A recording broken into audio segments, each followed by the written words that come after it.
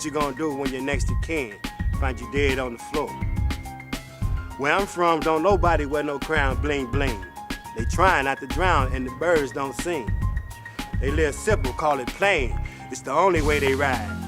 All messed up in the brain, and it ain't no place to hide. My addiction caused me to lose, first of all, my self-respect for myself, the love of my family, lots of jobs, relationships, a lot of friendships, and just my dignity. Ain't nobody trying to brag about the things that they got, how they pushing that's a jag in they pocket keep a knot. That can get you robbed, people starving in my hood. It's hard to get a job, and ain't nobody doing good.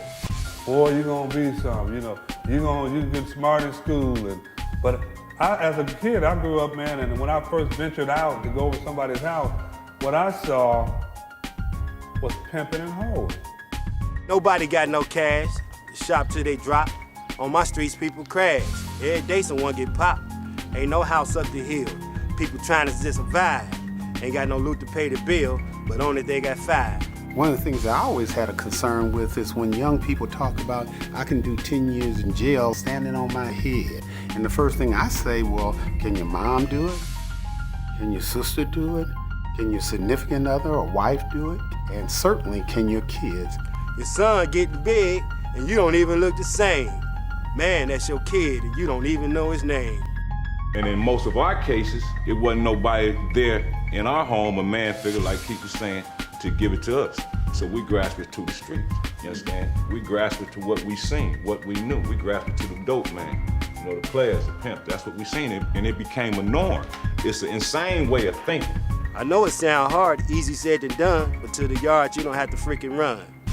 Step back, take a look, and see what it's doing to your life. Man, it's got you hooked and got you lying to your wife. I felt like I'm worthless. You know, I'm worth nothing. Every time people see me coming, they running away from me. Or they making excuses not to be around me. I mean, I was a thief, con man, a habitual liar. I mean, I thought I was slick, talking my way out of these things, but not realizing that that person know I'm lying. Man, you lost your mind and in your mouth to keep a pipe. Stay in a bind and out you about to strike. Down you need to put the glass, alone and leave that smack. Keep going up it past your life and take it back.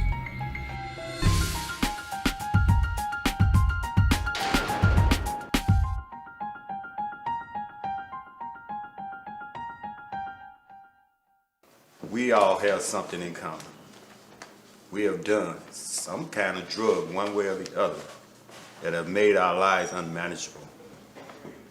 That we couldn't think right. Our whole process was just screwed to hell. But now that we came in and admitted to ourselves that we were powerless against these drugs, our thinking process is starting to come back now. My name's Wardell, and I'm a recovering addict. Hey, Wardell. What brought me here was I'm addicted to crack, man. I'm addicted to the streets. I'm addicted to women. And I've been in jail since 1991 on and off. I haven't seen the summer since 2000 this time. And I'm here to try to break that cycle, man. You know what I'm saying? It's a cycle with jail, drugs, institutions. I've been in treatment 4 or 5 times. If I ain't in jail, I'm in treatment. You know what I'm saying? And it's hard, man. But I'm definitely not giving up on myself. I'm gonna keep fighting, man. I'm gonna keep my head up, man. I'm gonna stay strong. I too been through this program a few times, and when I came here, man, I had tears in my eyes because I was scared. Is this about to be another one of them in and out episodes?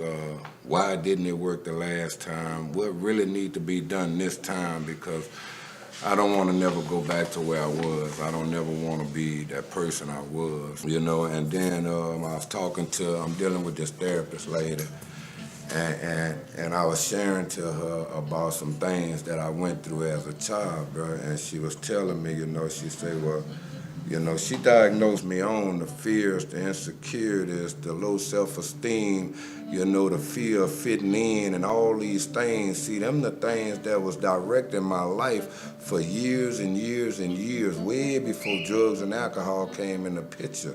This lady tell me that I got to grow up from 6 years old because she said, actually, it was wrong with them people, but you stop growing to who God really wants you to be at 6. You start being who they told you to be. You start developing these low self-esteems and fears from 6 years old. And the woman made me write a letter to that 6-year-old little boy. She said, I want you to get in touch with him, and if he was standing there right in front of you, what would you tell him? Say, bro, I took 2 days before I even attempt to put anything on paper. And when I started writing, I was crying. I was seeing that 6-year-old boy, bro, that they was just abusing, you know, physically, sexually, mentally, all kind of ways. And I was trying to see what could I tell that little boy, you know, to try to make shit all right with this man, because that's where it started at.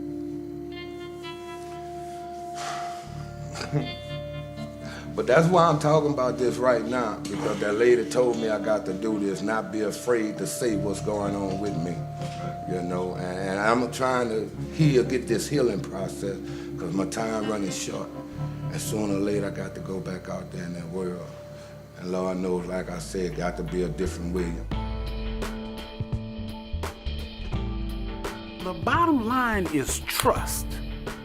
And so as a young man, a young woman, old man, old woman, you're going through treatment, you've got to decide, are you going to trust the process to make you a better person, which means that you will definitely be different. You cannot be sober and not using and be the same person.